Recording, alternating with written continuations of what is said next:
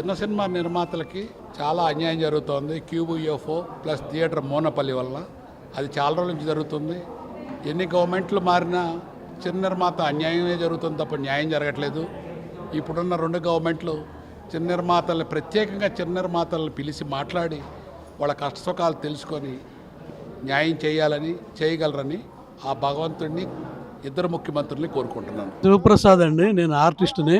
ఈరోజు ఏంటంటే చదలవాడ శ్రీనివాసరావు గారిని ఫిలిం క్రిటిక్స్ అసోసియేషన్ వాళ్ళు పిలిచి సత్కరించారు, సన్మానించారు. ఎందుకోసం అంటే వారు సీనియర్ ఫిలిం జర్నలిస్టుల కోసం ఆయన ఇల్లు కట్టించి ఇస్తాను అని ఆయన వాగ్దానం చేయడం వల్ల జర్నలిస్టులు అందరూ కూడా సంతోషంతో వారిని ఆహ్వానించారు. ఆహ్వానించి ఏంటంటే ఒక సబ్జెక్టు మీద కొంచెం మాట్లాడించారు. సినిమాల్లో చిన్న నిర్మాతల యొక్క కష్టాలు, చిన్న నిర్మాతలకు ఉన్నటువంటి సాధక బాధకాలు, వాటి గురించి వాళ్ళు సంతోషంగా ఉండాలంటే ఏం చేయాలి అనే విషయాల గురించి మా ప్రముఖ జర్నలిస్టులు అందరూ కూడా బ్రహ్మాండంగా ప్రశ్నలు సంధించారు. ప్రతి ప్రశ్నకు కూడా ఆయన బ్రహ్మాండంగా సమాధానం చెప్పారు. ఈ విధంగా బాగా జరిగిందండి. నేనేంటంటే నేను వారి పెయింటింగ్ ఒకటి వేసి వారికి బహుమానంగా వారికి ఒక కానుకగా ఇచ్చాను అన్నమాట. చిన్న నిర్మాతల్ని ఎలా బ్రతికించాలి అనేదే ఇక్కడ సబ్జెక్ట్ అండి. నేను కూడా ఒక క్వశ్చన్ వేసి ఏంటంటే చిన్న నిర్మాతలకి మరి ప్రభుత్వాలు ఏమన్నా సహాయం చేయగలవని కూడా నేను ఒక క్వశ్చన్ వేసానండి. ప్రభుత్వాలు కూడా చిన్న నిర్మాతలకు ఏమన్నా చిన్న సినిమాలు తీసేవాళ్ళకి ప్రభుత్వం ఇన్ని డబ్బులు మేము ఫ్రీగా ఇస్తాము అని ప్రభుత్వాలు ముందుకు వస్తే మా తెలుగు రాష్ట్రాల్లో చిన్న సినిమాలు బ్రతికించవచ్చు అనేది నా ఉద్దేశం. అది ఇక్కడ పెద్దలందరూ బోడని మాటలు మాట్లాడారు. శ్రీనివాసరావు గారు కూడా వారికి ఉన్నటువంటి చాలా గొప్ప ఎక్స్పీరియన్స్, దాంతో ఆయన బ్రహ్మాండంగా మాట్లాడారు.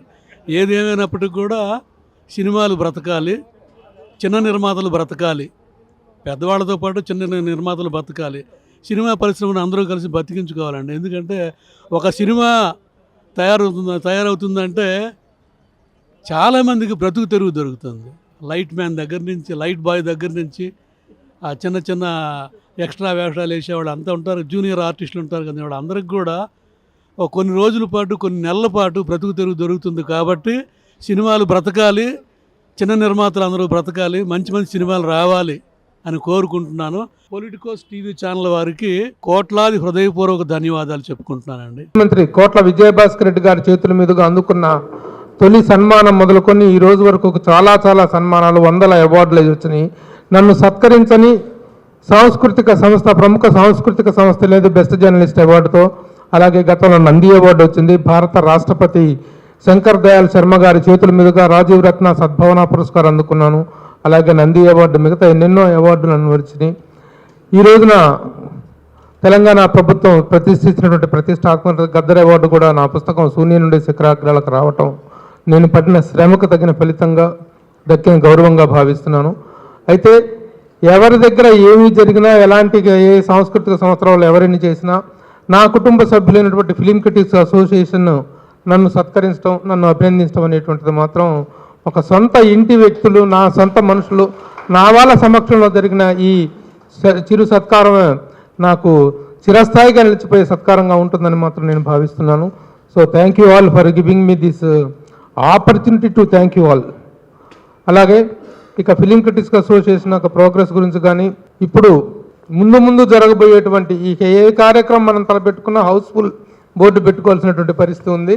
అంత చక్కగా మన కార్యక్రమాలు కొనసాగటానికి స్ఫూర్తిగా నిలిచినటువంటి చదలవాడ శ్రీనివాసరావు గారు ప్రకటించిన వితరణ కారణంగానే మనందరం ఇక్కడ మరలా చేరామని చెప్పి మళ్ళీ తిరిగి నొక్కి ఒక్కాసిస్తున్నాను. ఆ కార్యక్రమంగానే మిగతా అసోసియేషన్ సంక్షేమ కార్యక్రమాలు కానీ సజావుగా సాగటానికి ఒక సీనియర్ జర్నలిస్ట్గా, honorary president of the film critics అసోసియేషన్గా, అలాగే ఈ సంస్థతో ఎంతో అనుబంధం ఉన్నటువంటి వ్యక్తిని, ఈ సిల్వర్ జూబ్లీ ఇయర్కి నేను జనరల్ సెక్రటరీగా ఉన్నాను. ఆ రోజున ఎన్నెన్నో గొప్ప కార్యక్రమాలు చేశాం. ఆ రోజు రవీంద్ర భారతిలో చేసినటువంటి సిల్వర్ జూబ్లీ కార్యక్రమాలకి మొత్తం ఫిలిం ఇండస్ట్రీ మొత్తం వచ్చింది. ఆ రోజున అంత గొప్పగా ఆ కార్యక్రమం నిర్వహించాం.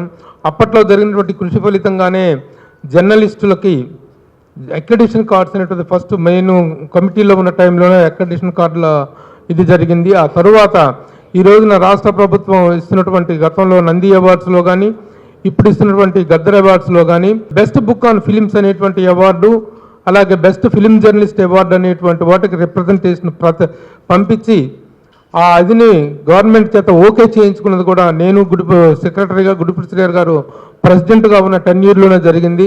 అవి యథావిధిగా కొనసాగుతున్నాయి. అయితే కొంతమంది సభ్యులు ఒక చిన్న అసంతృప్తిని వ్యక్తం చేస్తున్నారు. అదేమిటంటే ఫిలిం క్రిటిక్స్ అసోసియేషన్ సాధించింది ఎవరి కోసం అంటే రెగ్యులర్ ఫిలిం జర్నలిస్టులు మాత్రమే అప్లై చేసుకోవాలి. రెగ్యులర్ ఫిలిం జర్నలిస్టులు కాకుండా ఎక్కడెక్కడో ఊర్లలో అసలు ఫీల్డ్తో కానీ సినిమాతో కానీ సినిమా రంగంతో కానీ ఎలాంటి సంబంధము అనుబంధము లేనటువంటి వ్యక్తులు ఎక్కడో కూర్చొని ఫ్రీలాన్స్ జర్నలిస్ట్గానో ఊర్లలో కూర్చొని రాసినటువంటి వాళ్ళు పంపించినటువంటి పుస్తకాలకి పంపించినటువంటి వ్యాసాలకు కూడా బెస్ట్ జర్నలిస్ట్ అవార్డుని ఇస్తుంటే, ఇంతకాలంగా ఇండస్ట్రీలో ఉంటూ ఇండస్ట్రీతో అనుబంధం కొనసాగిస్తూ ఇండస్ట్రీ మంచి చెడ్డల్ని ఇండస్ట్రీలో ఉన్నటువంటి లోతుపాతుల్ని విశ్లేషిస్తూ ఆర్టికల్స్ రాసినటువంటి మనకెందుకు మనల్ని కాదనిపై ఓవర్సీడ్ చేసి వాళ్ళు అవార్డులు ఎగరేసుకుపోతున్నారు, కొట్టుకుపోతున్నారు అనేటువంటి బాధని కొంతమంది సభ్యులు వ్యక్తం చేశారు. అది నిజం కూడాను. ఏ సంస్థ నుంచి వ్యక్తి రిప్రజెంట్ చేస్తున్నాడో, ఏ సంస్థ ద్వారా చేస్తున్నాడో అనేటువంటి, లేదా అతనికి ఫిలిం జర్నలిజంలో కానీ ఫిలిం ఇండస్ట్రీలో కానీ మన ఫిలిం క్రిటిక్స్ అసోసియేషన్లో కానీ సభ్యుడా, ఈ వివరాలను పరిగణలోకి తీసుకొని మాత్రమే నెక్స్ట్ గద్దర్ అవార్డ్స్ కానీ రేపటి రోజున ఆంధ్రప్రదేశ్ ప్రభుత్వం కనుక పునరుద్ధరిస్తే ఆ అవార్డ్స్లో కానీ ఆ ప్రవేశం ఉండాలనేటువంటి ఒక డిమాండ్ ఉంది. దానికి మనందరం కూడాను రిప్రజెంట్ చేద్దాము. ఆ విషయాన్ని మనం ముందుకు తీసుకెళ్ళి ఆ విషయంగా కేవలం ఫిలిం జర్నలిస్ట్, ప్రొఫెషనల్ ఫిలిం జర్నలిస్టులు మాత్రమే eligible to apply for those 2 awards అనే విషయాన్ని మనం చాలా క్లారిటీగా మనం ప్రాతినిధ్యం వహించి రిప్రజెంట్ చేసి ప్రభుత్వం దృష్టికి తీసుకెళ్లాల్సిన అవసరం ఉంది. ఇప్పుడు ప్రస్తుతం ఫిలిం క్రిటిక్స్ అసోసియేషన్ యొక్క దీన్ని చూస్తుంటే బత్తుల ప్రసాద్ ప్రెసిడెంట్గా, సెక్రటరీగా సురేష్ కొండేటి, మిగతా కార్యవర్గం అంతా కూడాను చాలా ఉత్సాహంగా పనిచేస్తున్నారు. ఎలాంటి వెల్ఫేర్ యాక్టివిటీస్ చంద్రబాబు శ్రీనివాసరావు గారు ప్రకటించినటువంటి ఒక గొప్ప ప్రపంచ దాతృత్వ చరిత్రలో ఎవరూ చేయలేనటువంటి ఒక గొప్ప వితరణ ఆయన చెప్పారు. ఆయన అది పోతే రెగ్యులర్ యాక్టివిటీస్ అనేటువంటివి కూడా చాలా చురుగ్గా జరగాల్సిన అవసరం ఉంది. మన ఉనికి ఫిలిం క్రిటిక్స్ అసోసియేషన్ దాదాపు 60 సంవత్సరాలు పైబడినటువంటి మన ఉనికిని మనం చాటుకోవాల్సిన అవసరం ఉంది.